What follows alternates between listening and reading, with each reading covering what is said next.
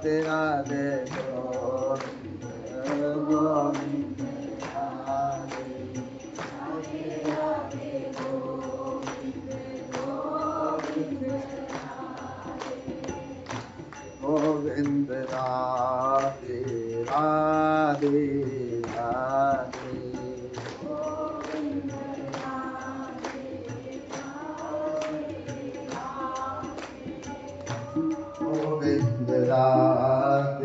राधे राधे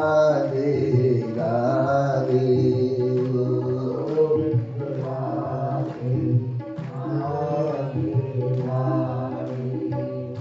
राधे राधे गोविंद गोविंद राधे राधे गोविंद गोविंद राधे राधे राधे गोविंद गोविंद राधे राधे राधे गोविंद गोविंद राधे राधे राधे गोविंद गोविंद राधे राधे राधे गोविंद गोविंद राधे राधे राधे गोविंद गोविंद राधे राधे राधे गोविंद गोविंद राधे। जामवंत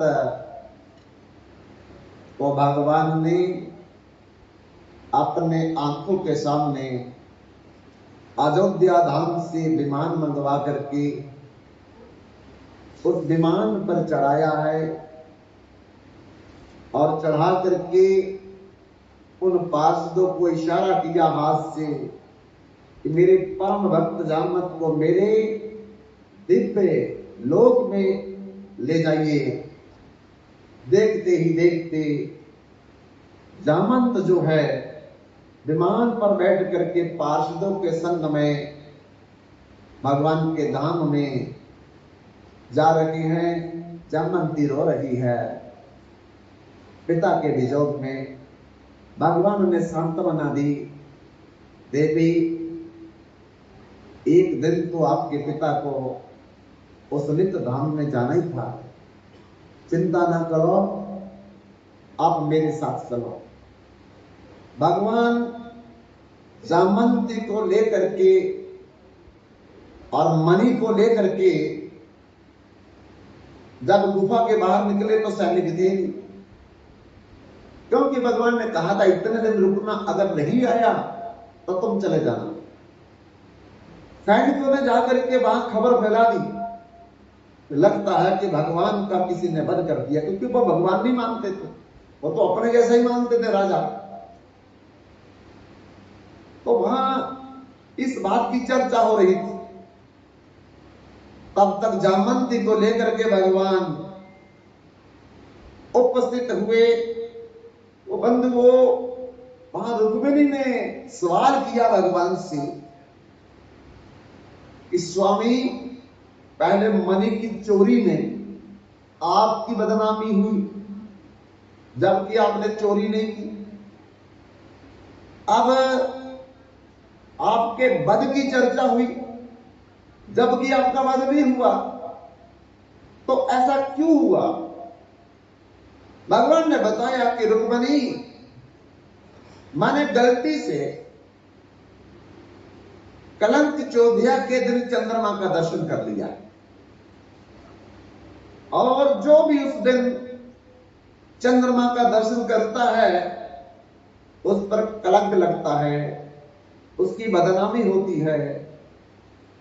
इसलिए भगवान ने हमको भी शिक्षा दी, जबकि भगवान को तो कोई कलंक नहीं लगता है, भगवान तो निष्कलंक है, भगवान की तो बदनामी नहीं होती है।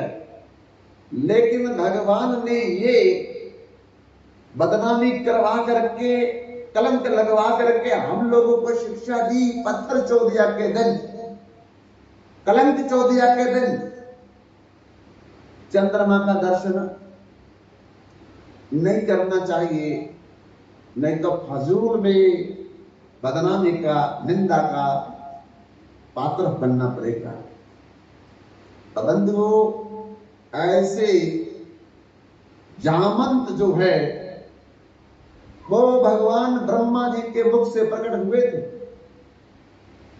और आज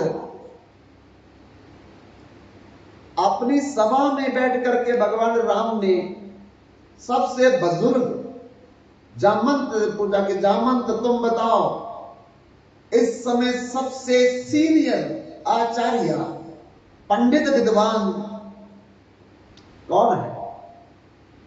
तो जामंत ने कहा, अगर बुरा ना माने तो इस समय इस पृथ्वी पर त्रेता युग में रावण से बड़ा कोई बड़ा विद्वान नहीं है, पंडित नहीं है, आचार्य नहीं है, पूजा विधि ही नहीं जानता कोई रावण को छोड़ करके।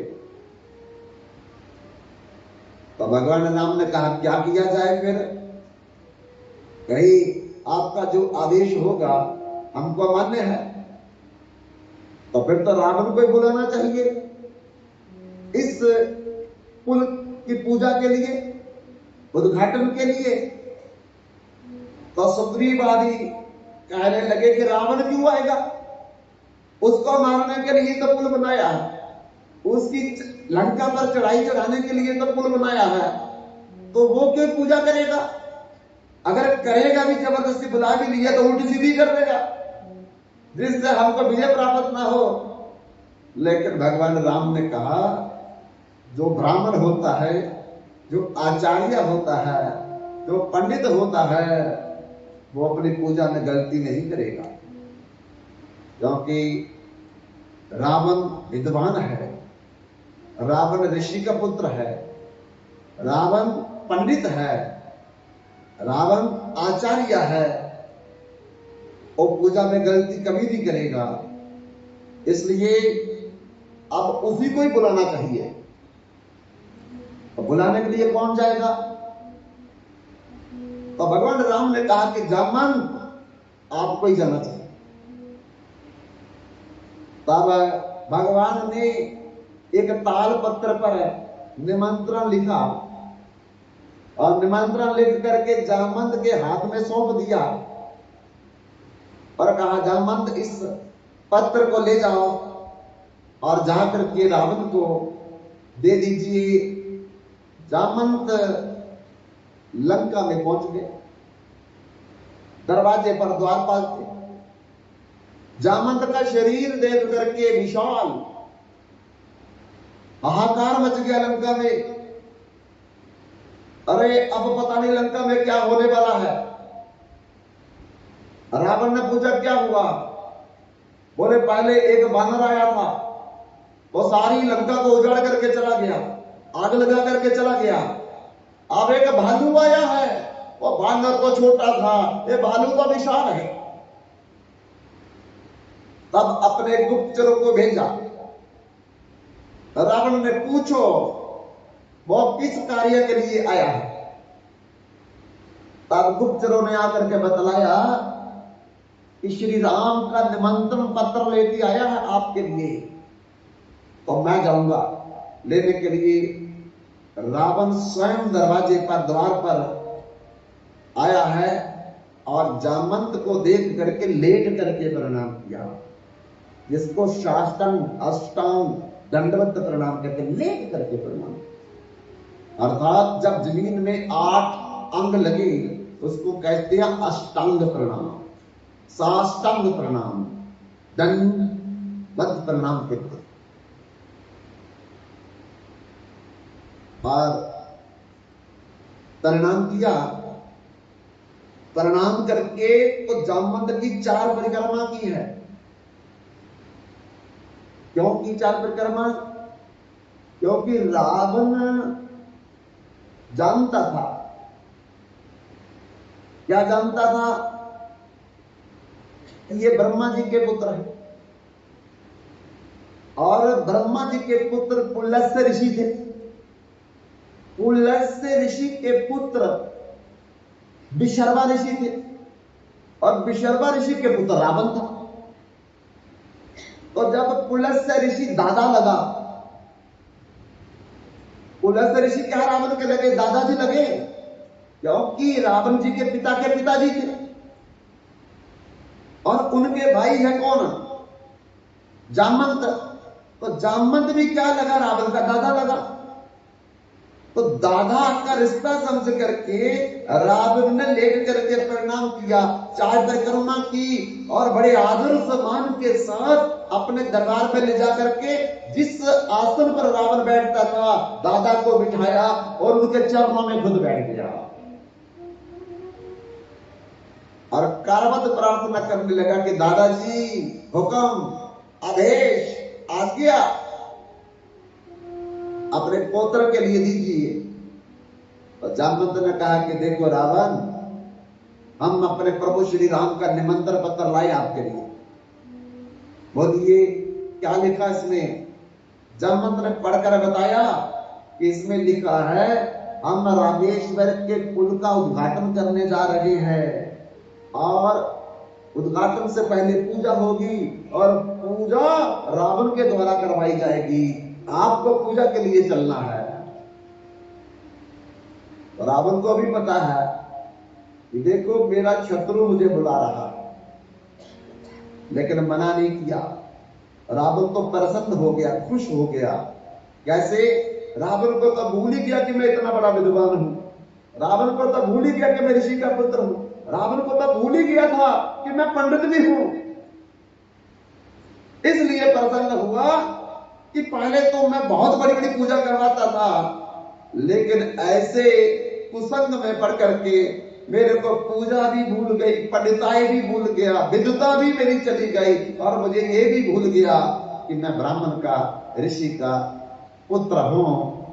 तो उसी समय कहा दादाजी मैं जरूर आऊंगा और एक मेरी शर्त है पूजा से पहले कि जो जो मुझे पूजा का सामग्री चाहिए मेरे जजमान को बोल देना कि वो सामग्री मुझे ला करके देनी होगी। और जामवंत ने कहा भाई सामग्री कैसे पूरी होगी? रावण ने कहा क्यों? अरे तुम्हारा जजमान तो गृहस्थी है और गृहस्थी जजमान को जब तक उसकी पत्नी बाईं तरफ बैठ करके पूजा नहीं करेगी तो पूजा कैसे पूरी होगी? तो उनकी धर्मपत्नी तो आपकी कैद में है, तो सामग्री कैसे पूरी होगी?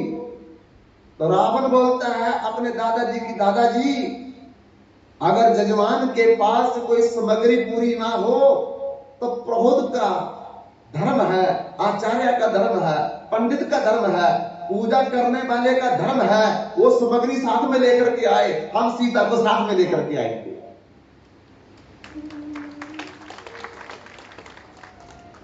तब बंधुओं उधर पूजा की तैयारी हो गई। इधर रावण अशोक वाटिका में सीता के पास गया और जाकर के बोलने लगा, देखो हम तुम्हारे पति राम की पूजा में जा रहे हैं और मैं आचार्य, वो मेरे जजमान है, वो गृहस्थी हैं और गृहस्थी बिना पत्नी से पूजा नहीं करवा सकता, इसलिए तुमको मेरे साथ चलना होगा। लेकिन याद रखना तुम पर्दे में रहोगी, पर्दे में पूजा करोगी और पर्दे में ही मेरे साथ आकर के विमान पर बैठ करके लंका में आ जाओगी। मुझे वचन दो। माता सीता ने रावण को वचन दिया कि जैसा आपका आदेश होगा मैं उसी को मान लूं। विमान पर बिठा करके रावण सीता को पर्दे में ले गया है रामेश्वर में और वहां पूजा करवाने के लिए भगवान राम ने कहा कोई सामग्री की कमी हो तो बताओ। बोले जो कमी हम ले आए हैं, बाकी हमें एक शिव पिंडी चाहिए वो ला करके दो। तब भगवान राम ने कहा भी हम में से कौन शिव पिंडी लेकर के आएगा कैलाश से? तो हनुमान जी कहते कि मैं शिव पिंडी लेने जाऊंगा कैलाश पर्वत पर। हनुमान जी शिव पिंडी लेने के लिए कैलाश पर्वत पर चले गए भगवान शंकर के पास।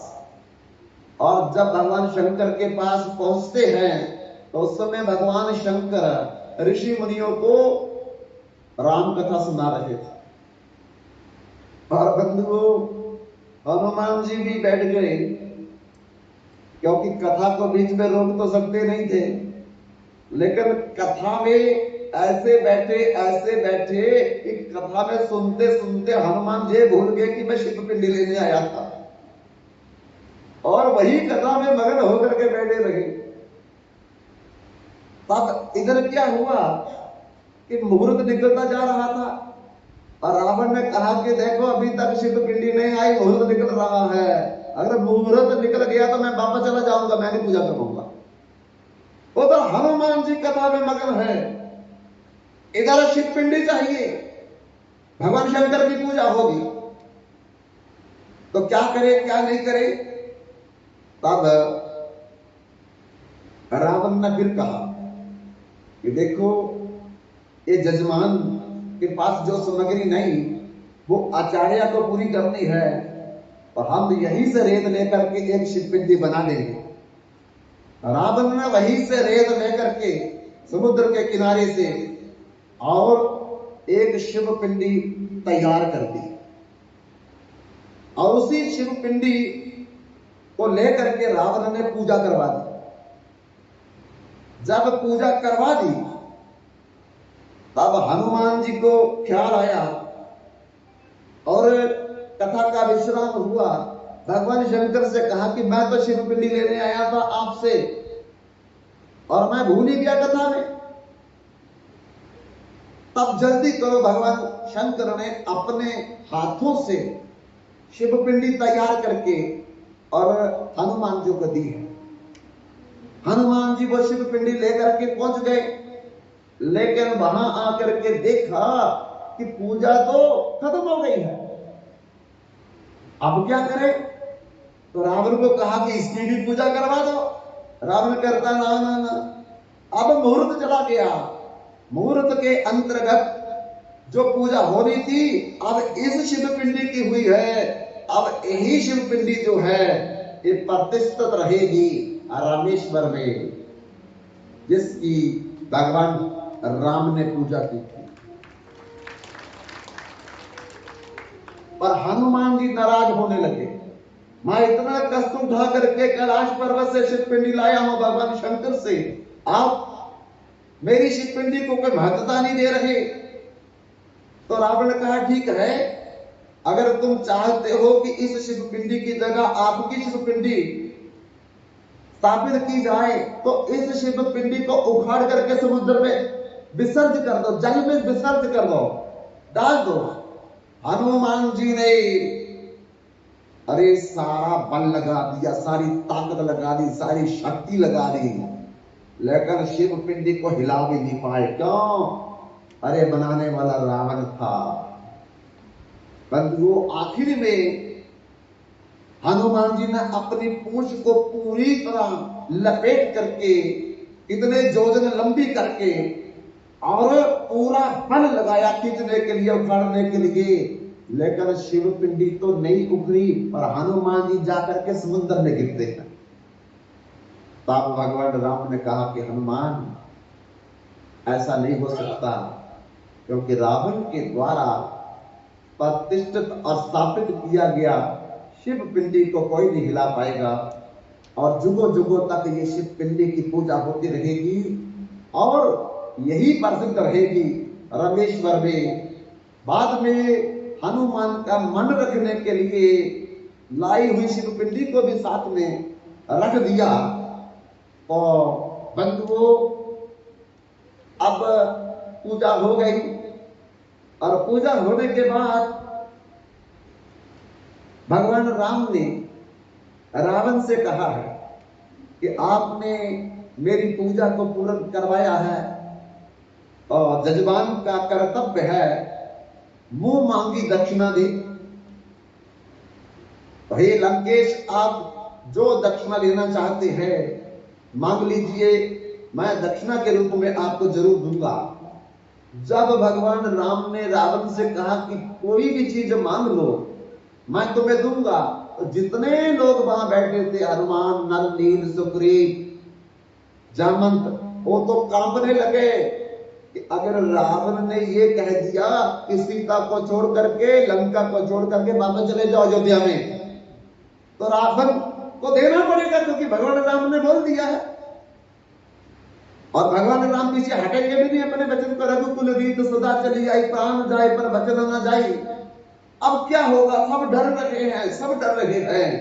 लेकिन रावण ने कहा, मैंने पूजा आपकी करवाई है, लेकिन मेरा धर्म नहीं है कि मैं आपसे दक्षिणा मांगू। जजमान का मन जो भी हो, वो अपने पुरोहित को, आचार्य को, पंडित को दक्षिणा दे सकता है। और बंधुओं, भगवान राम ने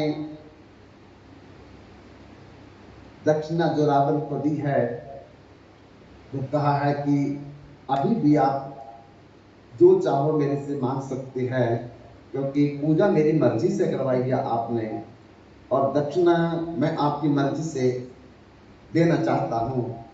तो तब रावण ने बार बार भगवान राम के बोलने पर क्या दक्षिणा मांगी है?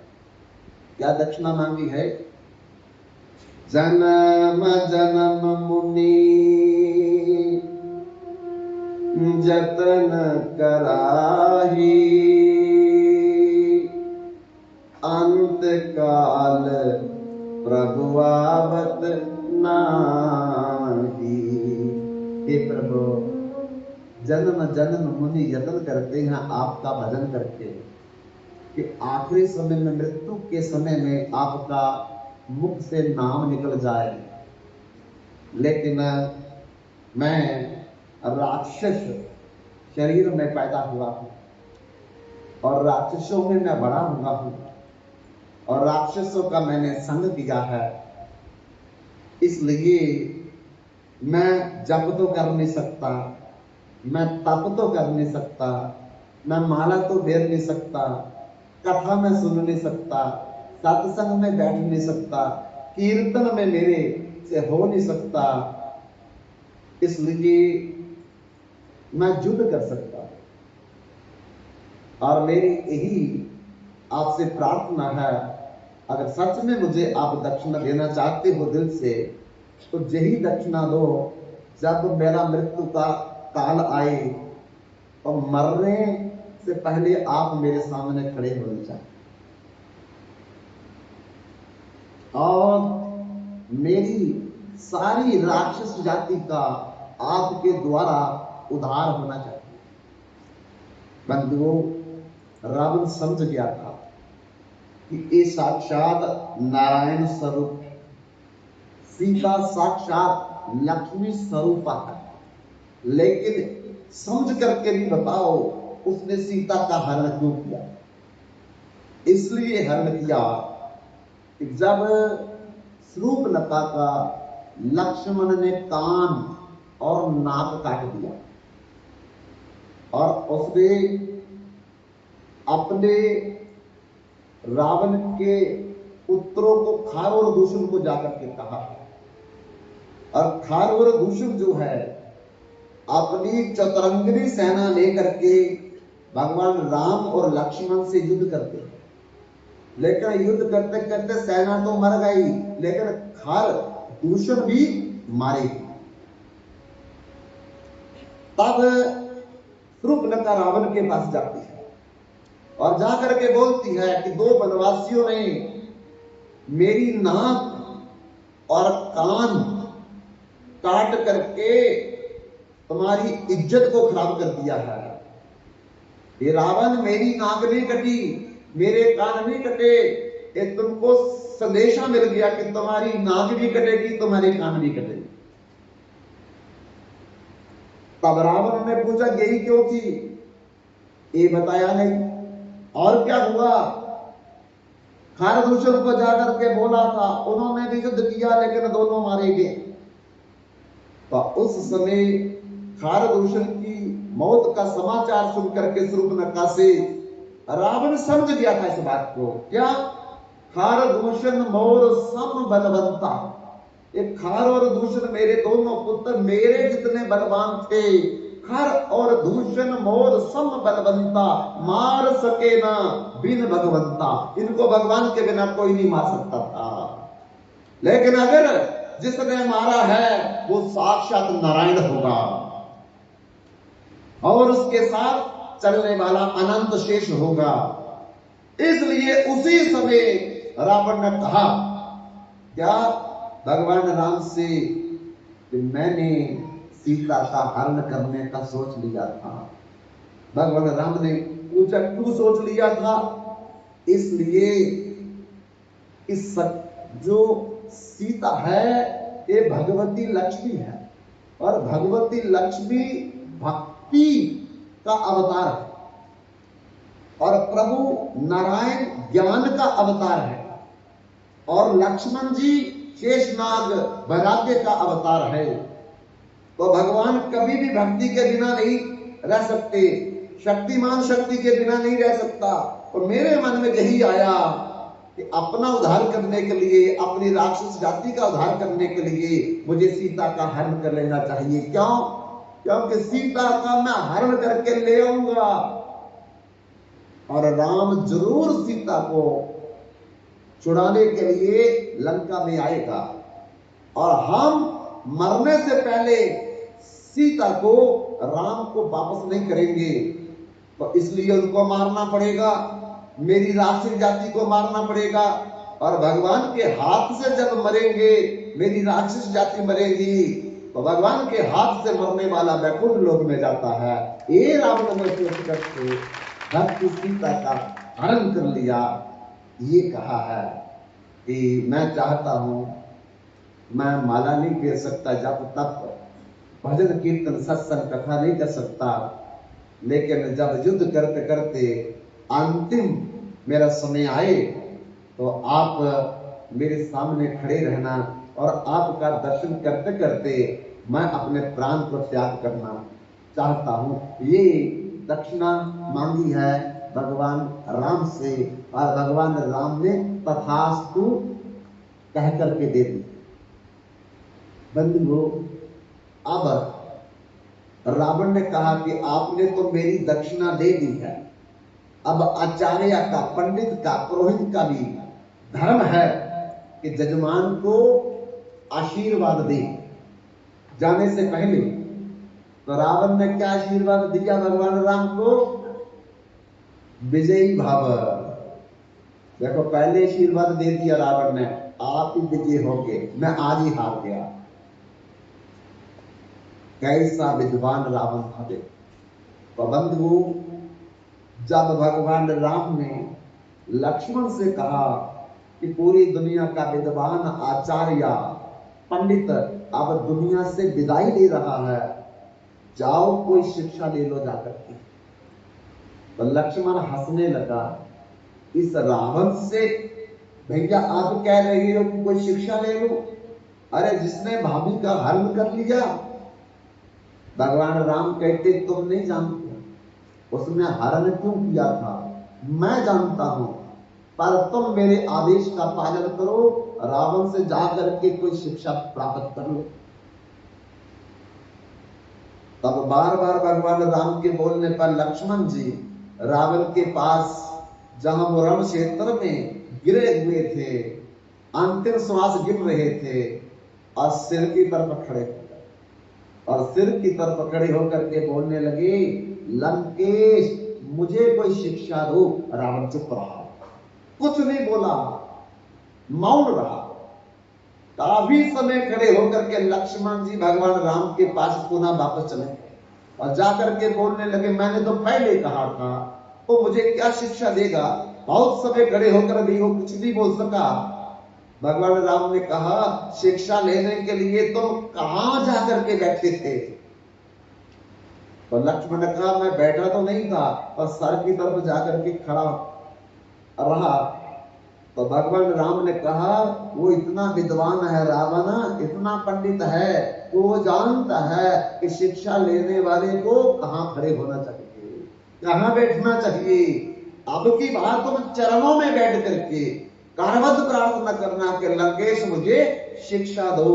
दूसरी बार जब लक्ष्मण चरणों में बैठ करके रावण से ये कहते हैं कि मुझे आप शिक्षा दीजिए, तब रावण बोलने लगा कि अब तुम्हें अधिकार है शिक्षा लेने का और मुझे तुम्हें शिक्षा देने का। तो रावण ने क्या कहा, हे लक्ष्मण, एक बात याद रखना, जीवन में मैं तुम्हें 3 बातें बताऊंगा, एक अपने हृदय में बिठा करके रख लेना। पहली बात रावण ने क्या कही लक्ष्मण को, क्या शिक्षा दी लक्ष्मण को, कि कभी भी अपने शत्रु को छोटा नहीं मानना, कभी भी अपने शत्रु को छोटा नहीं मानना। बंधुओं, एक तो बाहरी शत्रु होते हैं, एक आंतरिक भी शत्रु होते हैं।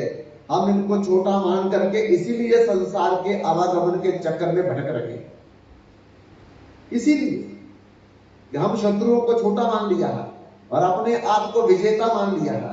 इसलिए बाहरी शत्रुओं से भी सावधान, आंतरिक शत्रुओं से भी हमेशा काम, क्रोध, मोह, लोभ, अहंकार, मत्सर, अज्ञान, अविद्या, अस्मिता, राग, द्वेष, अभिनिवेश, ये कितने शत्रु है देखो, ये सारे अंदर बैठे हुए। इसलिए ये 2 रास्ते से आते हैं, 2 रास्ते से। इसलिए 2 इंद्रियों को कंट्रोल करके रखेंगे, याद रख लेना, इनसे बच जाएंगे। कौन सी 2 इंद्रियां हैं? एक तो आंख से गलत कुछ मत देखो, इसका सीधा कनेक्शन मन के साथ है। जो देखेंगे वो मन पर पिक्चर बनती है, वीडियो बार बार रिकॉर्डिंग हो रही है। दूसरा, कान से बुरा नहीं सुनना है। अगर 2 इंद्रियां कंट्रोल कर ली हमने कि सुनेंगे तो सत्संग सुनेंगे, सद्वचन सुनेंगे, प्रशंसा सुनेंगे, और देखेंगे तो संत का दर्शन करेंगे, भगवान का दर्शन करेंगे। याद रखना, ये शत्रु हम पर विजय प्राप्त कभी नहीं कर सकेंगे। इसलिए रावण ने कहा कभी भी अपने शत्रुओं को छोटा नहीं मानना चाहिए। मैंने ब्रह्मा जी को प्रसन्न करके वरदान पाने का जब समय आया तो मैंने उनसे कहा था, भालू, बानर और मानव को छोड़ करके मुझे इस पृथ्वी पर त्रिलोकी में कोई ना मार सके। क्यों? क्योंकि मैंने मानवों को छोटा समझा, बानरों को छोटा समझा, भालुओं को छोटा समझा। अरे तुम्हारा बड़ा भाई नारायण मानव बन करके भालू और बानरों की सेना लेकर के आज मेरी सारी लंका की तबाही करके चला गया। दूसरी बात मेरी याद रखना, बोले क्या? अपने दिल की बात, आंतरिक बात अपनी निकट वाले किसी मित्र को भी मत बताना। लक्ष्मण ने बोला क्यों? बोले मैं ही केवल जानता था कि मेरी नाभि में अमृत कुंड है और जब तक अमृत कुंड रहेगा मुझे कोई नहीं मार सकता, मैं अमर था। और जिस दिन मेरा अमृत कुंड खत्म होना था उसी दिन मेरी मृत्यु होनी थी, ये मैं जानता था। लेकिन जानते हुए भी मैंने अपने छोटे भाई विभीषण पर विश्वास कर लिया और यही बात केवल विभीषण को पता थी कि मेरे नाभि स्थल में अमृत कुंड है, जब तक रहेगा राम क्या बार बार अवतार लेकर भी नारायण आएंगे तो मुझे नहीं मार सकते। लेकिन मेरे भाई विभीषण ने मेरे को धोखा दे दिया। जब राम मुझे नहीं मार पा रहे थे, युद्ध में बार बार परास्त हो रहे थे, थक गए, आखिर उन्होंने सोचा मैं रावण पर विजय प्राप्त नहीं कर सकता, तब मेरे भाई ने तुम्हारे बड़े भाई से जाकर के युद्ध में कहा, रावण ऐसे नहीं मरेगा। तो आपके भाई ने पूछा कैसे मरेगा? एक ही समय में 31 बाण मारने पड़ेंगे। ऐसा दिव्य शस्त्र चलाओ कि वो दिव्य शस्त्र 31 बाण में परिवर्तित हो जाए, तब रावण मरेगा। तो आपके भाई ने पूछा उससे क्या होगा? तो विभीषण ने बताया कि रावण की नाभि में अमृत कुंड है। पहला बाण एक जो छोड़ेंगे वो अमृत कुंड को सुखाने के लिए छोड़ना पड़ेगा। दूसरे 10 बाण 10 सिरों को काटने के लिए छोड़ने पड़ेंगे, और 20 बाण 20 भुजाओं को काटने के लिए एक ही समय में तब रावण मरेगा। मेरे छोटे भाई ने मेरे साथ विश्वासघात करके तुम्हारे बड़े भाई को ये अंदर का गुप्त राज बतला दिया, और उन्होंने एक ही समय में 31 बाण छोड़ करके अब मुझे रण क्षेत्र में गिरा दिया है। इसलिए मैं तुम्हें कह रहा हूं, अपने निकटस्थ मित्र को भी कभी अपने अंदर दिल की बात नहीं बताना, नहीं तो धोखा मिलेगा। तीसरी बात रावण ने कही है लक्ष्मण जी से, कल करे सो आज कर, आज करे सो अब, पल में परले होगी फिर करेगा कब। कल का काम आज ही निपटा लो, और आज का काम अभी निपटा लो। पता नहीं कल कभी आएगा या नहीं, क्योंकि कल काल का नाम है। कल किसी का आएगा या नहीं आएगा क्या भरोसा है।